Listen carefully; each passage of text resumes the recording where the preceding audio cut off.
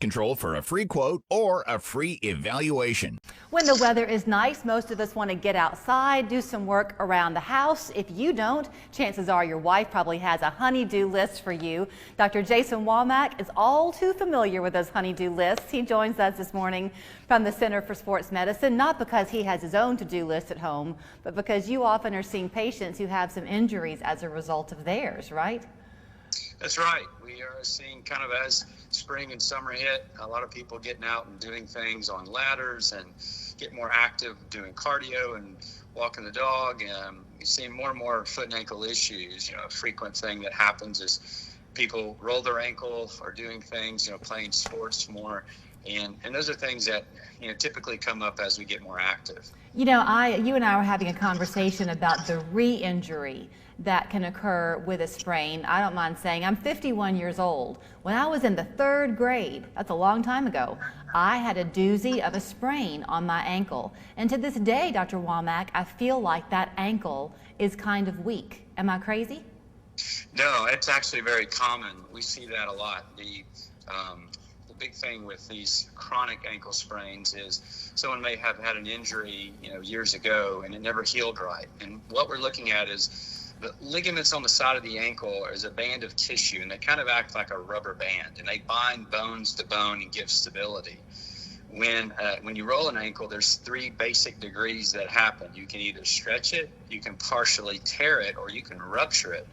And most people that have a partial tear to a rupture, and those are kind of grade 2s and 3s, if you don't protect that and it doesn't heal right and you don't rehab it right, then that ligament becomes loose and it becomes incompetent. Even though it may quote unquote heal, it would be like a stretched out waistband.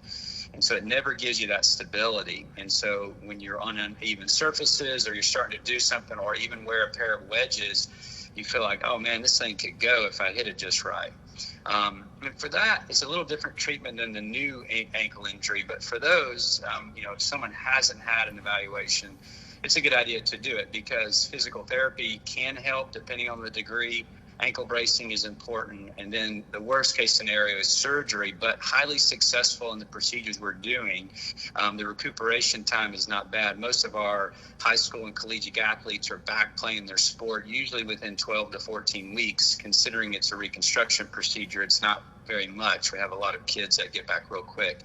But that's a surgical discussion for those people that roll it a lot. So how much of the conversations you have with your patients, since you do specialize in foot and ankle, ties into the type of footwear your patient wears? Is that an important part of the success? It is. The good news about, a lot of these, if you treat them right, they typically are not super restricted. I mean, those are the extremes of stilettos and things that we try to keep people out of, but that's the obvious ones. We see a lot of trail runners, ultra runners too.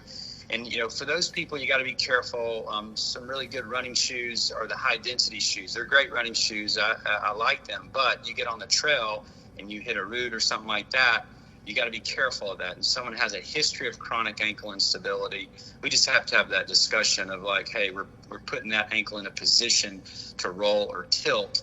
We got to be careful and make sure your ankle strength is up to par. And there's different ways to measure ankle strength for those athletes to get more objective data on how weak or how strong their ankle is. Okay, let's talk a little bit about 2 different scenarios here, because you were talking about trail running. A lot of folks are getting active again, as you were mentioning to me. So we can talk on one hand maybe about some conditioning before you begin a workout, and then I do want to touch on the honey-do list too. So let's start with the workout. If you're going to go run, play tennis, you name it, is a warm-up and a post warm up or whatever, a cool down, are those very important to protect ankle? Well, yes and no. The problem with that is, injuries happen. And so this is not a muscle or a tendon typical problem. It's a ligament. And so warming up, I will say it's definitely important. But to say it's going to keep you from rolling your ankle, that's a hard one to say for sure would prevent it. So an injury versus someone that has a loose ankle long term. So a new injury, yes, warm up, but there's no great way to say, oh, if you warm up properly, you're not going to roll your ankle, unfortunately, because again, ligament. Someone that has a history of rolling the ankle, it's more bracing, and obviously proper warm up is important.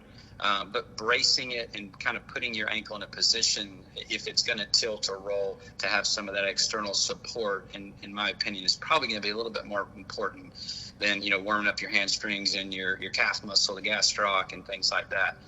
And as far as the honeydew list goes, yeah, it kind of goes into a little bit of, the injury side of things. And so being careful on ladders, I until I got in this profession, I never thought twice about getting on a ladder. Now, every time I'm on a ladder, I'm sitting there thinking about patients that come in falling off ladders and having major injuries, only falling maybe 2 feet. And that happens on a daily basis. So a lot of the things, with the honeydew list is injury prevention, putting yourself in a position to not get injured and not doing dumb stuff on a ladder. Hindsight's 20/20 on a lot of that. Don't wear flip-flops, right? Right. Okay, so let me ask you this on the foot side of things too. A lot of us have gone through life not really thinking about our anatomy all that much, but I guess if you have any kind of issue with your foot, that can then work its way up to your leg and into your spine, right? So are there sometimes undiagnosed foot problems that are giving people other symptoms, if you will? Yeah, no question. There's several conditions. One is, people with excessively flat feet, and particularly one condition called posterior tibial tendon dysfunction, big fancy word, of where the foot not only is just a low arch, but the foot kicks out really hard to the right or left. And so that can affect the alignment of the ankle, affect the knee, and obviously all the way up to the lower back and hip. So A affects B affects C, no question. That's a little different than the rolling of the ankle scenario, but some people have excessively high arches, which is the opposite. And so they're going to put more pressure on the outer side of their ankle, and their foot turns inwards, kind of like a leg of a table that turns inwards, and then all of a sudden the momentum is going outwards. Well, that too will affect the ligaments and the tendons and sometimes into the knee. So no question, I think observing foot structure, and particularly, hey, certain shoes make my foot better, and by the way, when I wear that, it makes my knee feel better too. Those are things to kind of be aware of, because no question, alignment, is a domino effect all the way up. And some people can have knee replacements I've seen, and the knee replacement is beautiful, but all of a sudden they've realigned the knee really well, and the knee's doing great, but it kind of tweaked the ankle, and so all of a sudden it puts a little bit more pressure into the arch. So it's this balance that's sometimes hard to maintain, but being observant about how A affects B, I think, is important. So we've had a lot of information to get packed into one conversation. I'm grateful for that, and I know you're talking to your patients about their individual needs all day long. Can people self-refer to you, or do they have to have a primary care doctor send them your way? No, they can call the office anytime and get an appointment. Occasionally, the insurance kind of depicts some of that, but for the most part, they're welcome to call in anytime.